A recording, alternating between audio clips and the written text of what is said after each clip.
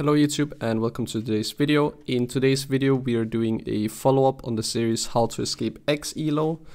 I did this series back in season 10 where I explained how to escape each of the different Elos from Iron all the way to Diamond, and I basically wanted to make an updated version now in season 12 where I will give both some general tips that I've seen from my time of coaching people in Silver Elo, but also doing some specific changes to a OP to GG and the issues that I see through that OP to GG. So if you're doing some of the similar mistakes, then you know what to do. So first we're gonna go through the more overall things that I've seen in Silver, and then we'll go into specific ways to improve after that.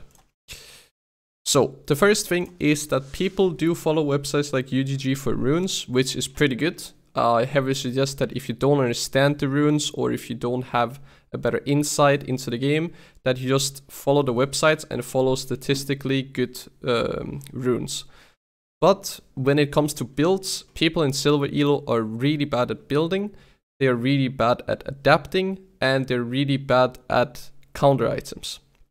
So what you need to do is you need to figure out what is your champion pool, and then you need to do some research on when should you buy each of the items, and try and understand when should you buy each of the items so that you can constantly buy those items for future games rather than just following a build. Because if you're just following one build every single game, that is not going to be the best build every single game. It's not going to be the same 6 items every single game that are gonna be the best. Sometimes you need a different item early on, sometimes you need a different item later on. So therefore, I heavily suggest that you do some research on builds, figure out like what is my champion pool, then do some research on builds, so figure out who is playing your champion, try and take a look at their build, maybe try and contact them or see if they have any type of educational content. It could be a YouTube video where they explain when are they buying the different items, or if they're streaming, try and ask them or try and DM them, stuff like that, because it's not going to be the same 6 items that are going to be the best. And I tend to see that people more or less build the exact same items, more or less, and that's just not that efficient. Then the next thing is that people tend to give up in lower elos really easily. And what you need to learn is that people in low elo are not going to play the game good, meaning your teammates are not going to play that good, but the enemy team is not going to play that good. So there's always, every single game in low elo people are throwing, even in high elo people are throwing. So all you need to do is just figuring out when is the enemy team overstaying and when are they making a bad call, and then punish them for it. Don't just give up and say, okay, my top laner is 0-4, we lost the game. No, because enemy team is just going to be cocky and overconfident and throw everything away, and then you can still win that game. So much easier to just win one game rather than losing one and having to win the next 2 just to get some LP gains. Then the next thing I see is that people tend to give up on their champion pool. So what I suggest for soloQ is that you pick 2 to 4 champions and you stick to one role. This is really efficient for climbing. You can also choose just one champion, so 1 to 4 champions to climb with. And then you stick to those champions and you constantly play them. What I then tend to see is that if people start to lose on some of these champions, then they swap them out or completely ignore their champion pool and just start playing random shit. And there's no point in doing that. So if you're having a rough day of soloQ, just stop early on and say, okay, I'm gonna go play some normal games. And if you're just losing a couple of games, come back the next day, but stick to the same champion pool. Stick to the champions you already know how to play, how to build, stuff like that, instead of going into ranked and first timing some new shit, because you're not going to win. And yeah, same thing here. Stick to your champions, your build and strategy. If you're having some bad days, takes a few days off maybe. But on the other hand, if you have been playing for a week or 2 and you constantly see that you're losing more than you're winning with your current champion pool, then you're doing something wrong. Either your build is not the best, the way that you're playing on that champion is not the best, and then you could consider, okay, maybe it's time to relearn some new champions if you cannot adapt to the way that you should be playing a champion. So if it goes on for a longer period of time, then you can consider, is it just 1 or 2 or 3 days? Just come back the next day and you will probably win. If you do decide on changing your champion pool or build or anything like that, then don't rush these type of new builds straight into ranked. There are many YouTube videos that says, oh, this is the new best broken build, and I have done a couple of them myself, but you need to be very critical of the way that you're thinking. So if you're seeing a video of someone that you like watching as a content creator and they're playing a champion that either you would like to play or that you do already play and they play with a different build, first of all, you need to figure out what is their main elo. So are they a high elo player or are they a low elo player? If they're high elo player, they tend to more situations know what they're doing compared to if they're low elo. Then you need to figure out what game were they playing this build in. Was it a ranked solo duo game or was it a normal game? If it's a ranked solo duo game, then it's good. If it's a normal game, then it's not that good because you can just stomp in normal games really easily. And then you need to figure out if it was a ranked game, what elo was it in? Was it on their main account? Was it close to their main elo? Or was it a piss low game where they're just gonna smurf no matter what build they're doing? So be critical of the way that you're thinking.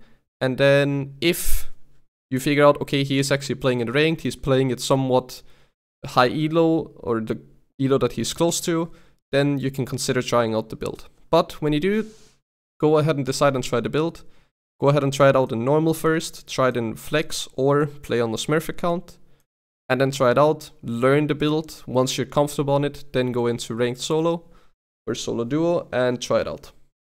So these are the tips that are more general for silver elo that I've seen, but now we're gonna be taking a look at this OP.GG of a silver player. So this player has consistently been gold and silver over the past many years, and currently sitting at silver 2 with 40% win rate, 12 wins and 18 losses. The first thing that we can take a look at is the fact that this player hasn't been playing for 23 days straight. On top of that, the player has only played 30 games total, even though the season has been out for 2 weeks, meaning that he is playing 1 game every second day on average. If you want to climb, you need to know the amount of games that is at least expected for you in order to climb. If you're playing within lower elos, then 200 to 300 games can be expected for you to play in order to reach higher ranks, like 1 division higher or something like that. This is what you can expect. And this might seem like a lot to some of you guys, and it might seem like a normal amount. This is about 1 game every single day of playing, meaning that if you don't have time to play 1 game every single day, then if you take a 4-day break, then play 4 games on that given day. These are the amount of games that you can expect that you should be playing in order to climb. So when this player only has 30 games, I can already tell that this player is not going to climb because he takes very long breaks. He doesn't play that many games compared to what he should be playing in order to climb. And now we're gonna get into it. His champion pool. In 30 games that he has played 21 different champions. I suggested 1 to 4 champions and also 1 role. This player has played, this is mid or support, this is mid or support, mid. Could be jungle, top, mid, whatever, mid, then AD carry, support, top, mid, ADC, top lane, support, possibly jungle or mid lane, support, and jungle. So this guy has played 5 roles instead of just sticking to 1, and he has played 21 different champions rather than just sticking to 1 to 4.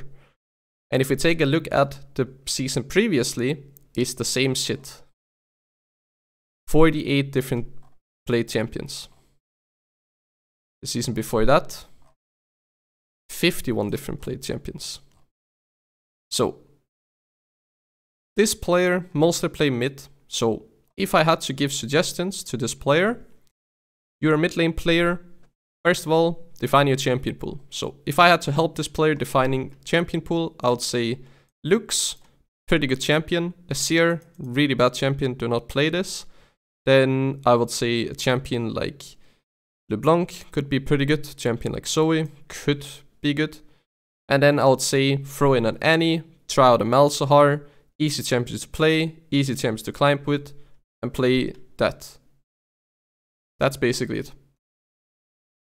Then the next thing that I can see, the CS is overall extremely low. Laners should be farming more than this. So focus on farming.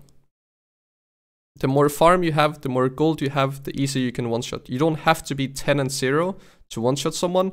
You can just have a 30, 40, 50 CS gold lead, and that's definitely possible in low elo. There are some games where this guy farms decently well, like 7.2 is pretty good. But then we also have games that go all the way down to 4.6 CS. So aim for consistency. Aim for consistently going from 5 CS maybe is what the CS is average right now. Try and aim for 6 CS. Once you're 6 CS, try and aim for 7 CS. Can be over the course of some weeks, can be the course over a month, whatever it might be, but focus on CSing. This is the main way of getting gold in the game, and if you're bad at that, well, then you cannot consistently carry. So another thing could be something like control words. Some games extreme amount of control words, other games too few control words. I would suggest going for 2 to 3 control words per game and then stick to that. But the main issue is champion pool, way too big. Haven't defined what champ or what role he wants to play. Obviously he wants to play mid, but he either... Basically what I'm trying to get at, there is no way that this player is getting autofilled to all 5 different roles. Meaning that this player is intentionally either primary or secondary queuing up for a different role from week to week whenever the player is playing, which is not good. Stick to the same thing. If you're a mid lane player, I'm aware of the fact that you do get autofill quite a bit, but then say, okay, I'll play 2 roles then. But don't play 5 roles and don't play 25 different champions. You can say that for my mid lane champion pool, I play 1 to 4 champions. If I get autofilled to my secondary role, I play 1 champion only. That way you will climb. So these are basically the issues that I can spot from this op.gg and from what I've seen from the coaching sessions that I have done. If you want some more specific tips, then you can order a coaching session from me. We can go through your op.gg. I can give you very specific tips on builds and runes.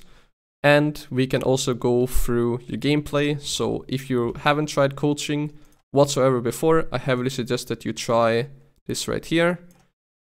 Coaching pack number 1. It costs $10. It gives you an op.gg review and a quick VOD game review where we take a look at the first 15 minutes of your game.